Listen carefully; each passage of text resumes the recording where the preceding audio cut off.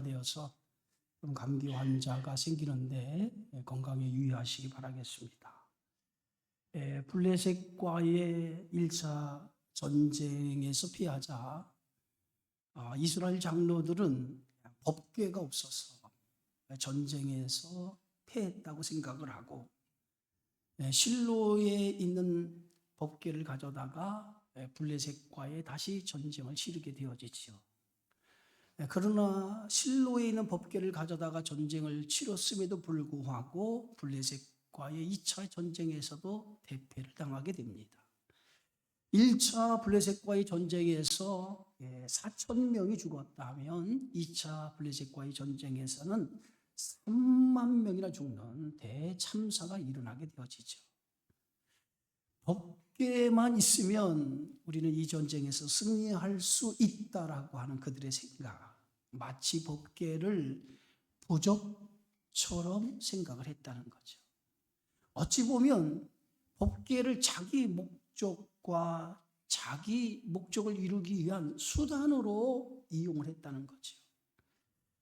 이런 이스라엘 백성들의 그 모습은 종교적인 형식만 있으면 되지 않나라고 하는 그런 생각입니다. 어찌 보면 우리에게도 이런 모습이 있지 않나. 형식만 가지면, 종교적인 형식만 가지면 하나님이 기뻐하지 않을까라고 하는 거죠. 하나님이 원하시는 것이 과연 종교적인 형식만 가지고 사는 그리스도인들을 원할까요? 하나님은 그런 종교적인 형식에 묻혀 사는 그리스도인들을 원하는 것이 아니라 하나님을 진정으로 나의 왕으로, 나의 주인으로 인정하며 살아가는 성도를 원하신다는 거예요. 그런데 그 시대의 이스라엘 백성들의 영적인 모습이 어떤 모습이었습니까? 오늘 사사기 21장 25절에 그 시대의 이스라엘 백성의 영적인 모습을 단적으로 이렇게 말합니다. 그때에 이스라엘의 왕이 없으므로 사람이 각기 자기 소견에 오른 대로 행하였다. 왕이 없어서 각기 자기 소견에 오른 대로 살아갔다라고 하는 것은 하나님을 자기 왕으로, 자기 주인으로 인정하지 아니하고 자신이 자기 주인이 돼, 자신이 주인이 되어 살아갔다라고 하는 것을 반증하는 것이죠. 결국 이런 이스라엘 백성들의 영적인 모습을 하나님은 블레셋이라고 하는 나라를 통해서 심판할 수밖에 없었다는 겁니다. 그래서 두 번의 블레셋과의 전쟁에서 이스라엘이 패하게 되어지고 그 전쟁에서 법궤를 빼앗기고 엘리의 두 아들인 홈니와 비느하스가 전쟁에서 죽고 그리고 두 아들이 죽었다는 그 소식을 전해드는 엘리 제사장이 의자에 앉아 뒤로 넘어져 죽는 그러한 일이 일어나게 되어지죠. 그런데 그것으로 끝나지 않습니다. 비느하스의 아내가 임신하여 해산할 때 가까웠는데 블레셋과의 전쟁에서 하나님의 교회를 빼앗기고 시아버지와 남편이 죽은 소식을 듣는 순간에 갑자기 산통이와 아들을 낳아요. 그리고 하나님의 영광이 떠났다고 하는 이름으로 이가봇이라고 그 아들의 이름을 짓고 그냥 그 자리에서 죽고 맙니다.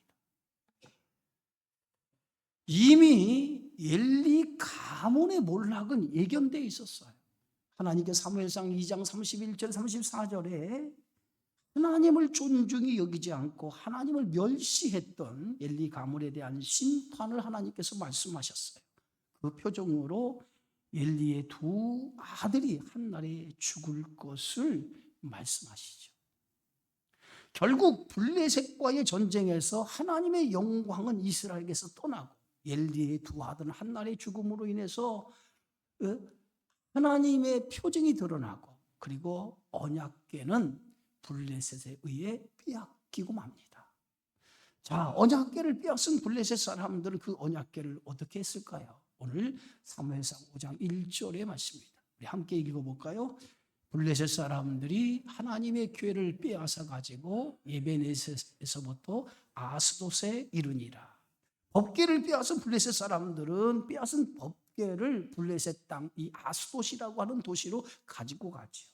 이 아스돗이라고 하는 것은 블레셋의 5대 도시 중에 하나입니다.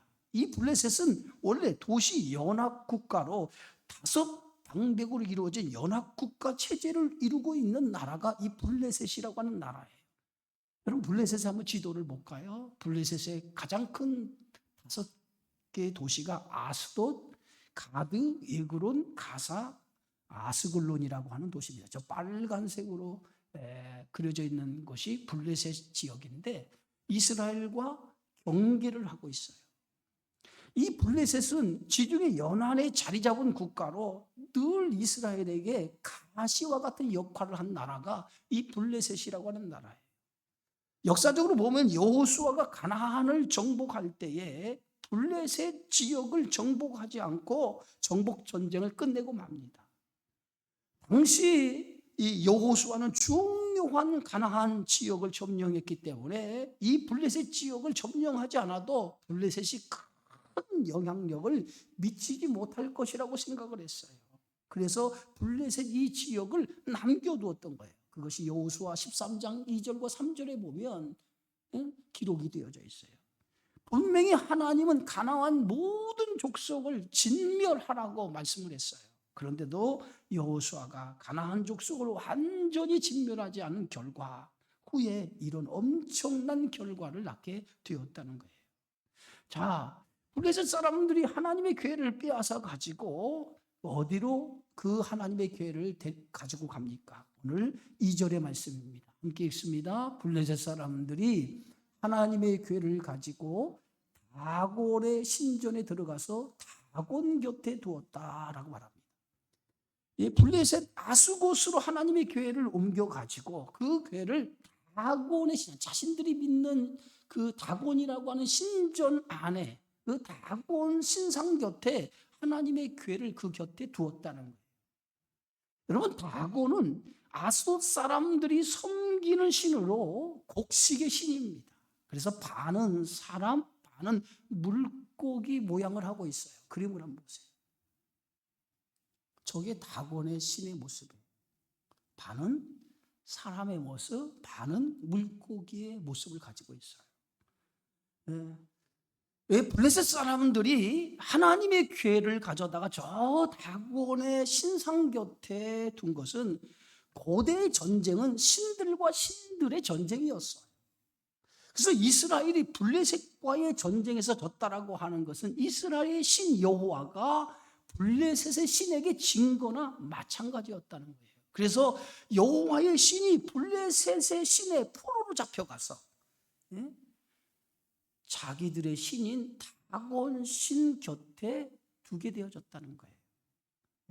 어찌 보면 이스라엘 백성들의 잘못으로 천지의 주인이신 하나님이 이방 신에게 멸시와 조롱을 당하고 있는 모습이에요. 여러분, 우리가 죄 때문에 우리 대신 누가 멸시와 조롱을 받으시나요? 예수님께서 우리의 죄악 때문에 멸시와 조롱을 받은 것처럼 이스라엘 백성들의 그 죄가 하나님을 멸시와 조롱을 받는 대상으로 만들었다는 거예요. 여러분, 믿는 우리가 잘못하면 누가 욕을 먹어요? 예? 우리가 믿는 하나님이 대신 욕을 먹습니다. 그렇기 때문에 주님이 욕을 먹지 않기 위해서 우리가 믿음의 본을 보이며 살아가야 돼요. 예? 여러분, 다곤의 신 곁에 지금 누가? 전능하신 하나님, 많은 왕의 왕이신 하나님이 지금 포로로 잡혀 다곤 신 곁에 있는 거예요. 다곤 신 곁에 하나님의 괴를 두었던 저들이 이제 아침에 일찍 일어나 보니까 놀라운 일이 일어났어요. 자, 오늘 그게 3절입니다. 우리 함께 읽습니다.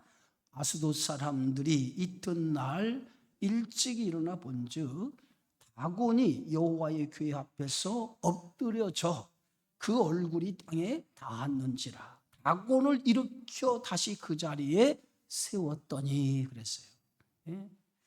다곤 신상 곁에 여호와의 궤를 모셔두었는데 아침 일찍이 이 다곤 신을 섬기는 제사장들이 다곤 신전에 들어가 보니까 엄청난 일이 일어난 거예요. 다곤 신상이 쓰러져 있는데 그 얼굴을 땅에 묻고 쓰러져 있다는 거예요. 네? 그러니까 이 다곤을 섬기는 제사장들이 얼른 놀라서 그 다곤의 신상을 일으켜 세워서 다시 다곤 신상이 있는 곳에 세워두게 되어지죠. 여러분 한번 보세요. 다곤의 신을 그 제사장들이 쓰러져 있는 것을 손으로 일으켜 세웠다. 어떻게 신을 인간이 손으로 세워놓을 수 있겠습니까? 이게 말이 돼요? 그것을 우리가 신이라고 할 수 있겠습니까? 어찌 보면 다곤이라고 하는 이 신이 인간의 손으로 세웠다고 하는 것은 그것은 다곤은 신이 아니라 뭘 얘기하는 거예요? 인간이 만든 우상이라고 하는 뜻이에요. 우상은 뭡니까? 인간이 자신의 만족과 자기 필요를 위해서 만든 것이 뭐예요? 우상 아닙니까? 여러분 산에 올라가다 보면 사람들이 돌 하나씩을 이렇게 놓아요. 그러다 보면 나중에 사람들이 돌 하나 놓던 그 돌이 쌓여서 뭐예요? 탑을 이루죠. 그런데 나중에 그 탑에 대고 사람들이 지나가면서 뭐예요? 소원을 빌어요. 네? 그것만이 아니에요. 나무에게다가도 절을 하고, 네? 심지어는 만물의 영장이라고 하는 사람이 돼지머리 앞에다가 절을 하고 소원을 비는 경우가 얼마나 많습니까? 얼마나 인간이 어리석은지 몰라요. 여러분 하나님이 우리에게 어떤 복을 주었어요? 오늘 창세기 1장 28절에 보면 하나님께서 인간을 만들고 우리에게 복을 주셨는데 그 복을 이렇게 말하고 있어요. 함께 읽습니다. 하나님이 그들에게 복을 주시며 하나님이 그들에게 이르시되 생육하고 번성하여 땅에 충만하라. 땅을 정복하라.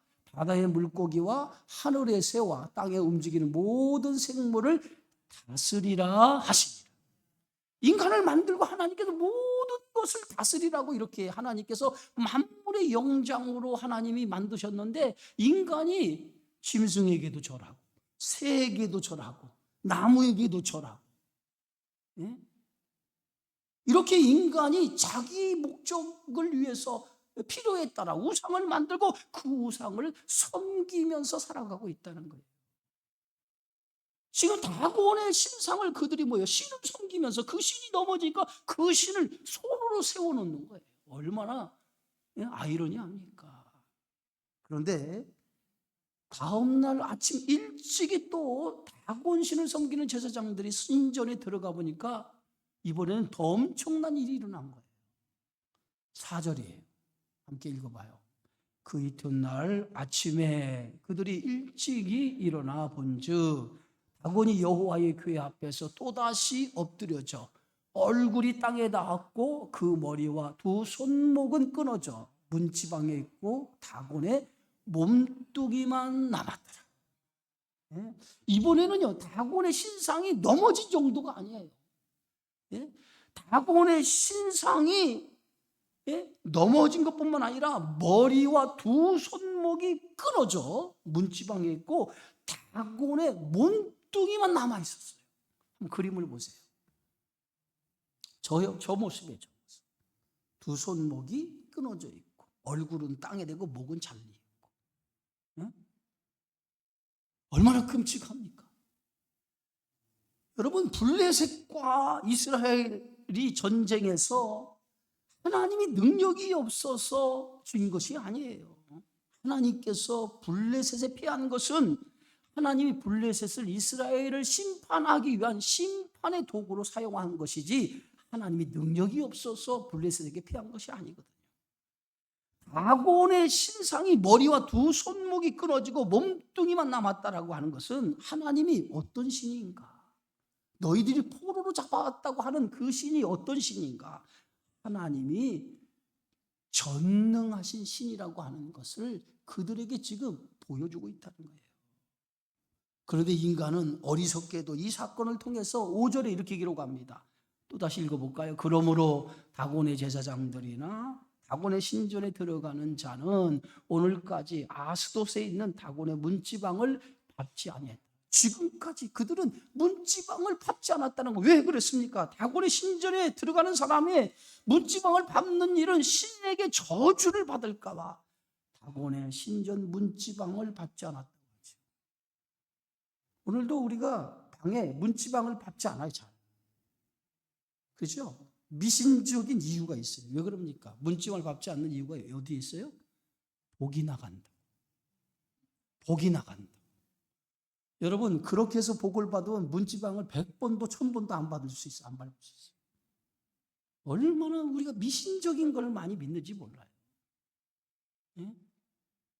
다곤의 신상이 머리가 문지방에 놓여 있는 것 때문에 다곤 그 아스돗 사람들, 이 블레셋 사람들이 문지방을 밟지 않았다는 거예요. 그런데 하나님은 다곤의 신상만 넘어뜨리고 목과 손목을 부러지게 한 것이 아니에요. 이 아스돗의 엄청난 재앙을 하나님께서 허락하세요. 6절에 다시 읽어봅시다. 여호와의 손이 아스돗 사람에게 엄중히 더하사 독한 종기의 재앙으로 아스돗과 그 지역을 쳐서 망하게 했다는 거예요. 다곤의 신상만 하나님께서 목을 자르고 두 손목을 자른 게 아니에요. 그 아스돗 사람들, 아스돗 지방에 하나님께서 독한 종기의 재앙을 내려서 아스돗 사람들을 망하게 했다. 마치 애굽에서 강팍한 바로의 마음을 하나님께서 돌리기 위해서 10가지 재앙을 내린 것처럼 아스돗 사람들에게 악한 종기의 재앙을 내려서 하나님의 전지전능하심을 그들에게 지금 보여주고 있다는 거예요. 이 신학자들은 아스돗 사람에게 내린 이 재앙을 쥐가 옮긴 전염병이라고 생각해요. 페스트라고 얘기합니다. 여러분, 이 페스트가 어떤 질병입니까? 중세시대 이 페스트, 쥐가 옮기는 이 페스트로 인해서 어마어마한 사람들이 죽지 않았습니까? 예? 나중에 법궤를 수레에 실어서 그들이 그 벳세메스라고 하는 곳으로 돌려보낼 때에 법궤만 실어서 보내는 것이 아니라 금지 형상 5개를 함께 실어서 수레에 실어서 벳세메스로 보내게 되어지죠. 여기 말하는 금지의 형상이 뭐냐? 페스트를 발생하게 된 원인, 그 원인을 함께 실어서 보냈다는 거예요.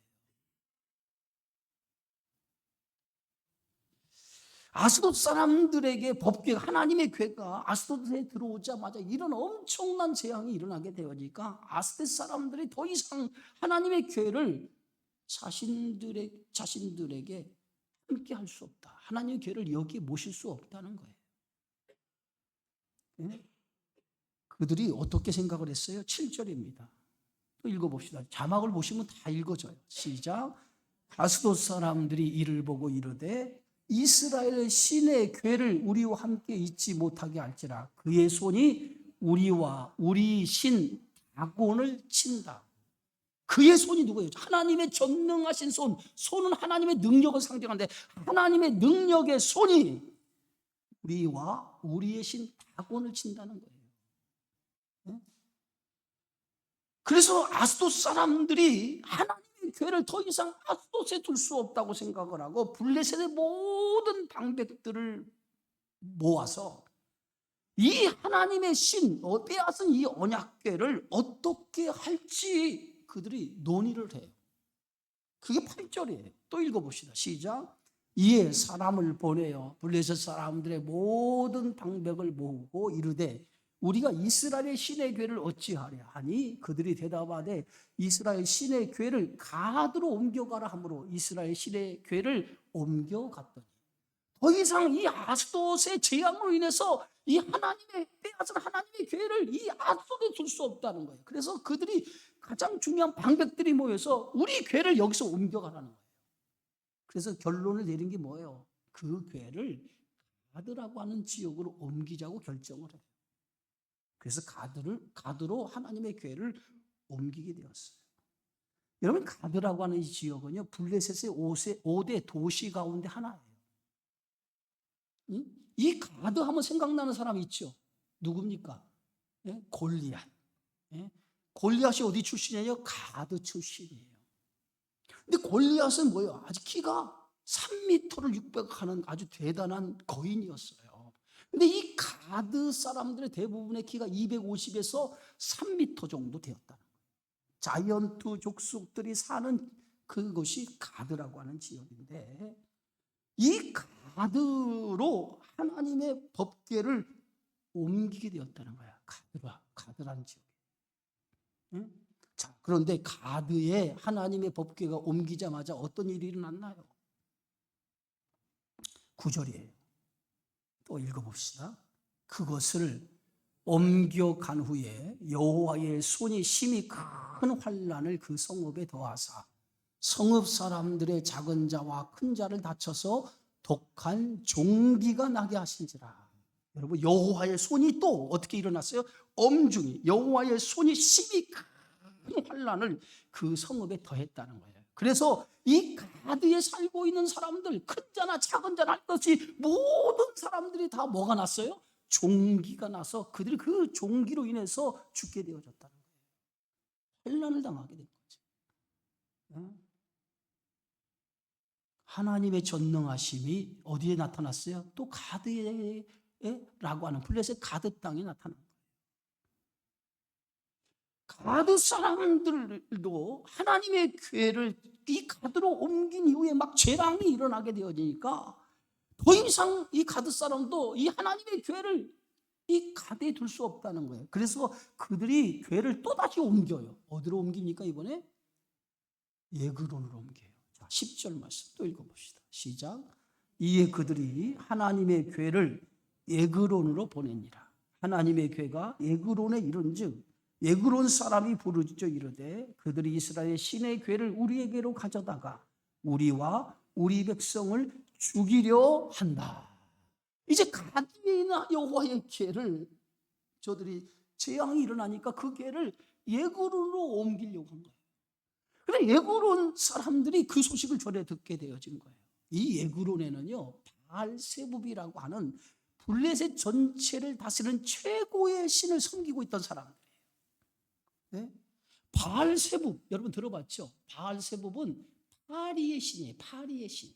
야, 참 섬겨도 파리를 섬기는. 왜냐하면 애굽 사람들에게 내린 재앙 가운데 10가지 재앙이잖아요. 그 10가지 재앙 가운데 하나하나 모든 재앙이 개구리 재앙, 이 재앙, 파리 재앙 이게 뭐냐면 애굽 사람들이 섬기던 신을 하나님께서 재앙을 내린 거예요. 그 재앙으로. 그러니까 그건 뭐예요? 하나님의 전능하심. 너희들이 섬기는 신은 신이 아니다라고 하는 것을 하나님께 직접 이 10가지 재앙을 통해서 보여준 거거든요. 그러니까 애굽 사람들도 섬기는 신 중에 뭐예요? 개구리 신도 섬기고 뭐요? 이도 섬기고 파리도 섬기고 그랬다는 거예요. 여러분 이게 인간의 얼마나 무지하고 그런지. 그런데 지금 바알세붑이라고 하는 신이 어떤 신이에요? 파리 신, 파리. 우리가 파리채로 잡는 파리 신이에요. 열왕기하 1장에 보면 북왕국 아하시아라고 하는 왕이 있었어요. 그런데 이 아하시아 왕이 사마리아 왕궁 난간에 떨어지는 일이 일어나요. 그래서 병에 걸립니다. 병에 걸려요. 난간에 떨어져서 병이 들어요. 그런데 아하시아 왕이 그 예그론의 신 바알세붑에게 사자를 보냅니다. 사자를 보내서 자신의 병이 나을 수 있나 바알세붑에게 물어보라고 사자를 보낸 거예요. 그런데 여호와의 사자가 이 사실을 알게 되고 엘리야 선지자에게 가서 일어나 올라가서 사마리아로 보내는 왕의 사자를 만나라는 거예요. 그래서 그 사자에게 이렇게 전하라는 거예요. 너희가 하나님이 없어서 예그론의 신 바알세붑에게 물으러 가냐고 전하라는 거예요. 그러면서 하나님의 말씀을 전하는데 뭐라고 전하냐면 하나님께서 아하시아 왕을 침상에서 내려오지 못하고 반드시 아하시아 왕이 죽게 될 것을 선포하라고 말씀합니다. 그래서 결국은 이 엘리야 선지자가 아하시아 왕이 병이 낫지 못하고 죽을 것이라고 선포해요. 결국 어떻게 됐을까요? 아하시아 왕이 침상에 내려오지 못한 채 그냥 죽어버리죠. 아하시아 왕이 죽은 이유는 한 가지예요. 하나님을 멸시한 것 때문에 아하시아가 죽게 된 거예요. 자, 우리가 사무엘상 2장에 보면 이렇게 말하고 있어요. 한번 따라하시다. 나를 존중히 여기는 자를 내가 존중히 여기고 나를 멸시하는 자를 내가 경멸하리라. 분명히 하나님께서 말씀했거든요. 나를 존중히 여기는 자를 내가 존중히 여기지만은 나를 멸시하는 자를 내가 경멸하겠다고 그랬어요. 근데 아하시아 왕은 하나님을 뭐 했어요? 멸시했어요. 네? 결국은 하나님을 멸시한 까닭에 아하시아 왕은 죽게 되어진 거예요. 가드에 있는 하나님의 교회를 예그론으로 옮기자. 예그론 사람들이 난리가 난 거예요. 하나님의 교회를 우리에게로 가져올 수 없다는 거예요. 예그론 사람들이 이미 하나님의 교회가 있는 곳에 어떤 일이 일어나는지를 소문을 들어서 알고 있었어요. 만약 하나님의 교회를 자신들의 땅으로 자신들의 곳으로 가져오게 되어지면 자신들도 재앙이 일어나서 죽게 될 것을 알고 있었어요.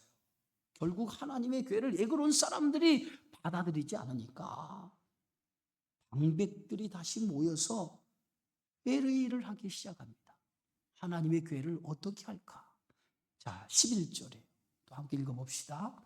이에 사람을 보내어 블레셋 모든 방백을 모으고 이르되 이스라엘 신의 교회를 보내어 우리와 우리 백성이 죽임당함을 면하게 하자 하니 이는 온 성읍이 사망의 환난을 당함이라. 거기서 하나님의 손이 엄중하심으로 결국은 하나님의 손, 하나님의 능력이 임하여서 그들에게 재앙과 환난을 준다는 거예요.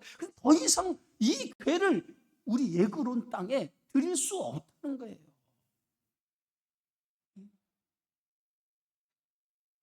하나님의 괴가 블레셋과의 전쟁에서 빼앗겼지만은 하나님은 블레셋 사람들에게 무엇을 보여주었어요?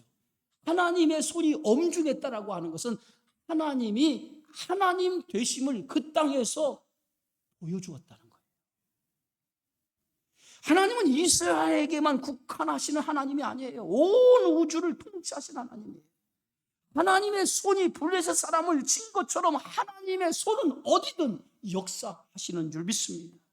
지금도 하나님의 손이 역사하셔서 하나님이 하나님 되심을 드러내는 거예요. 비록 이스라엘 백성들이 영적으로 타락해서 하나님 되심을 드러내지 못했지만 하나님은 스스로 자신이 하나님임을 드러내셨던 거예요. 어디에서요? 블레셋 땅에서 하나님 되심을 드러냈다는 거예요. 여러분, 성도의 싸움은요, 단 하나의 싸움이에요. 하나님을 나의 왕으로, 나의 주인으로 모시고 사는가라고 하는 싸움입니다. 이스라엘 백성에게서 하나님의 영광이 떠난 이유가 어디 있습니까? 그들은 하나님을 자신의 왕으로, 자신의 주인으로 인정하지 않았기 때문에 하나님의 영광이 떠나버린 거예요. 하나님을 하나님으로 인정하지 않을 때 하나님은 더 이상 우리와 함께하지 않는다는 거예요. 하나님을 왕으로 주인으로 인정할 때 우리와 함께 하시지만 하나님을 인정하지 않으면 하나님은 우리와 함께 할 수 없다는 거예요. 그래서 오늘 성경의 말씀처럼 하나님은 자신을 존중히 여기는 자를 존중히 여기지만 하나님을 멸시하는 자를 하나님이 경멸하시는 거예요. 내가 하나님을 인정하면 하나님도 나를 인정하셔요. 하나님이 여러분에게 어떤 하나님입니까? 나의 왕, 나의 주인으로 인정하시고 사십니까? 사도 바울은 갈라디아 2장 20절에서 이렇게 고백하고 있어요. 함께 읽어봅시다. 내가 그리스도와 함께 십자가에 못 박혔나니 그런즉 이제는 내가 사는 것이 아니요 오직 내 안에 그리스도께서 사시는 것이라. 이제 내가 육체 가운데 사는 것은 나를 사랑하사 나를 위하여 자기 자신을 버리신 하나님의 아들을 믿는 믿음 안에서 사는 것이라. 여러분, 예수님은 나를 구원하시기 위해서 십자가에서 자신의 모든 것, 생명까지 아낌없이 내어주신 분입니다. 그분이 나의 하나님이에요. 그분이 나의 왕이요 나의 주인이라고 지금 바울은 고백하고 있어요. 그러므로 주님이 나의 왕이요 나의 주인이기 때문에 바울은 나는 육체 가운데 살지 아니하고 나를 사랑하신, 나를 위해 자기의 전부를 내어주신 하나님의 아들을 믿는 그 믿음 안에서 나는 살아가겠다라고 고백하고 있어요. 여러분은 어떻습니까? 나를 위해서 자신의 전부를 내어주신 주님을 위해서 여러분 살아가고 있습니까? 그분이 나의 왕이요 그분이 나의 주인이라고 믿고 살아가고 있습니까?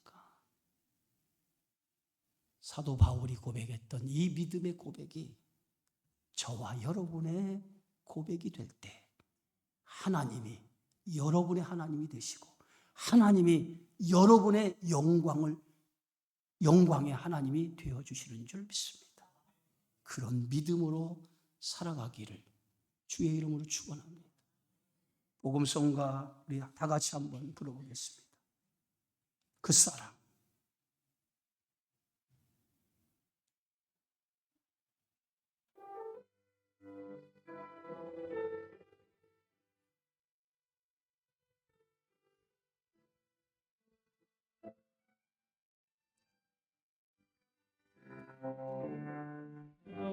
사랑 내가 노래해 아버지 은혜 아버지 은혜 내가 노래해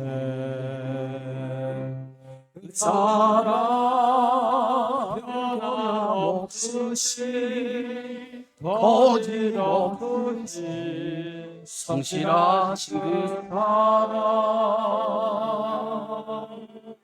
상한 갈때 꺾지 않으시는 꺼져가는 등불 끄지 그 사랑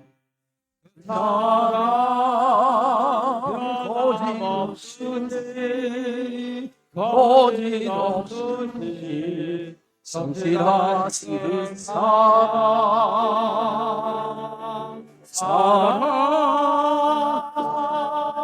그 사랑 날 위해 죽으신 날 위해 다시 사신 예수 그리스도 다시 오실 그 사랑 죽음도 생명도 천사도 하늘의 어떤 곳에도 끊을 수 없는 영원한 그 사랑 날 위해 죽으신 사랑